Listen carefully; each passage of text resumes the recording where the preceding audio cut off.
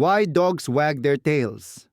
A rich man in a certain town once owned a dog and a cat, both of which were very useful to him. The dog had served his master for many years and had become so old that he had lost his teeth and was unable to fight anymore, but he was a good guide and companion to the cat, who was strong and cunning. The master had a daughter who was attending school at a convent some distance from home, and very often he sent the dog and the cat with presents to the girl. One day, he called the faithful animals and bade them carry a magic ring to his daughter. "You are strong and brave," he said to the cat. "You may carry the ring, but you must be careful not to drop it." And to the dog he said, "You must accompany the cat to guide her and keep her from harm." They promised to do their best and started out. All went well until they came to a river.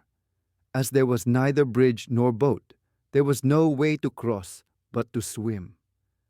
"Let me take the magic ring," said the dog, as they were about to plunge into the water. "Oh no," replied the cat. "The master gave it to me to carry." "But you cannot swim well," argued the dog. "I am strong and can take good care of it." But the cat refused to give up the ring until finally the dog threatened to kill her, and then she reluctantly gave it to him.